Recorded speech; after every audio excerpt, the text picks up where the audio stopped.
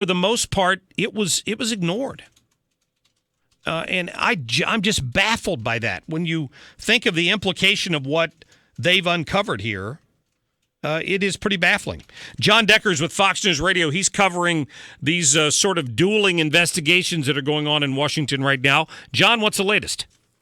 Hey, good morning to you, Mark. Well, you know about the investigation that's been ongoing by the FBI and the Senate Intelligence Committee, the House Intelligence Committee, into alleged collusion between the Trump campaign officials, and Russian officials. Well, now there's another element to their investigation that they will have to look into, and that is this story regarding Susan Rice, the former national security advisor to President Obama. She admits that she indeed unmasked or unredacted an intelligence report to get the name of an individual on the Trump transition team who was caught up in surveillance of a foreign official who was in the United States.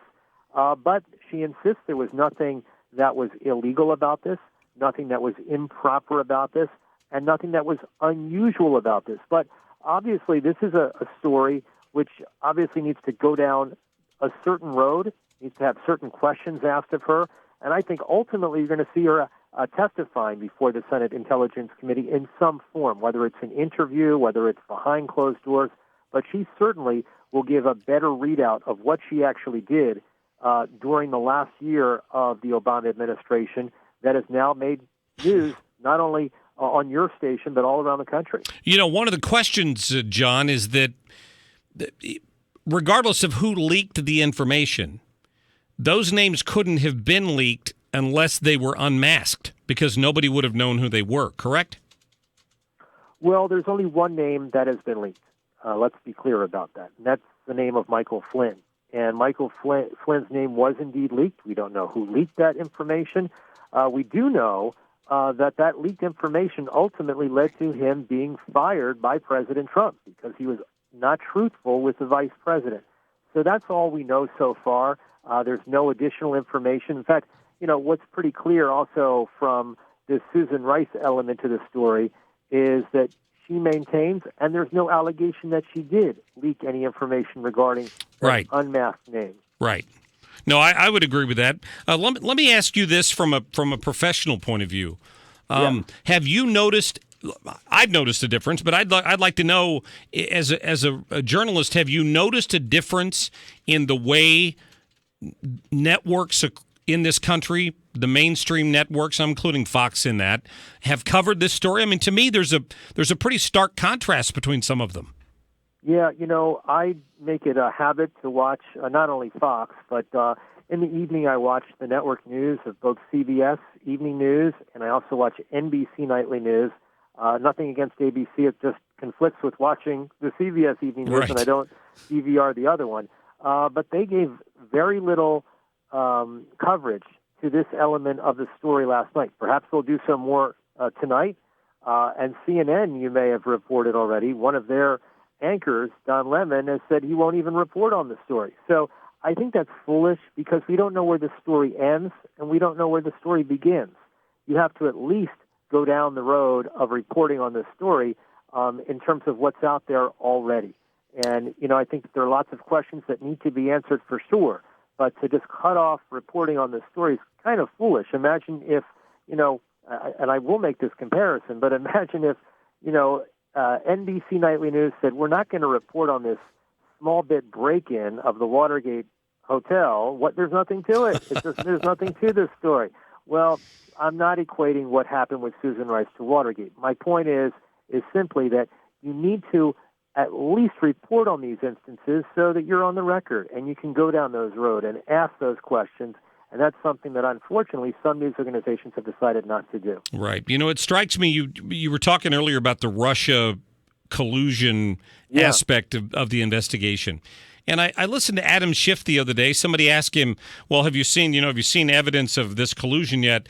And he had to admit that no, he'd not seen any firm evidence yet.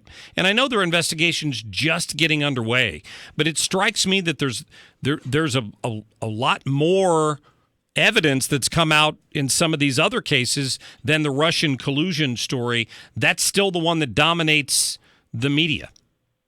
Yeah, that's right. So there's no evidence of collusion. There's evidence of meetings, certainly, with Trump campaign officials. But collusion, that's another step, and that's going a big step. So we know, for instance, that Jared Kushner met with the Russian ambassador, Sergei Kislyak. Michael Flynn did the same. And then, we obviously need to get some information, and the Intelligence Committee will do this, from Paul Manafort, the former campaign chairman, who certainly has some ties to Russia, to Ukraine. We don't know if those ties were nefarious, but that's the point of an investigation. So I think that these are things that need to be asked, this element of the story. And, maybe there is more information on the other side, what we're talking about with Susan Rice. But again, I think the Intelligence Committee, certainly on the Senate side, because they're actually proceeding with their investigation in a bipartisan manner, their investigation, because it's taken so many twists and turns already, is probably going to take months to conclude. Sure. That makes a lot of sense. Jon Decker from Fox News Radio, thank you, my friend. Thanks a lot, Mark. Yep. Have a great day. You too. Thank you. Always good to get John. John does a great job of anchoring a lot of their Washington-based events for Fox News Radio when they have big events going on up there. So I admit my bias in this because I'm a conservative talk show host. This is opinion radio. That's what I do. I'm giving you my read on how this thing is going down. That's why I was so interested to hear John's take. I think that was a fair question. You're in the middle of this. Do you notice a difference, like I do, in how this story is being reported by some media outlets as compared to others? And the difference is stark. It's stark. Go back to cut number 12 for me, Liz, if you don't mind.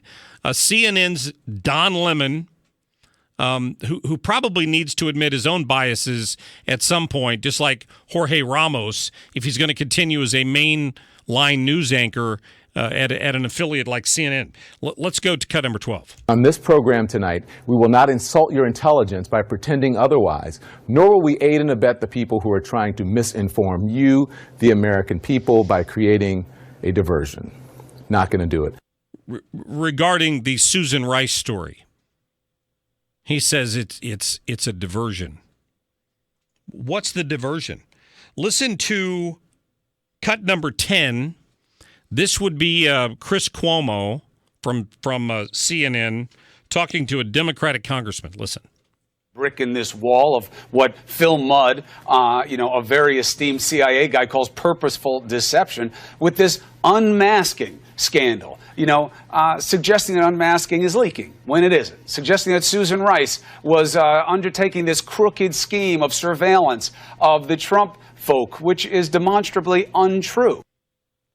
Let's talk about what's demonstrably true, Chris. I didn't say she leaked anything. The leak came from somewhere. Nobody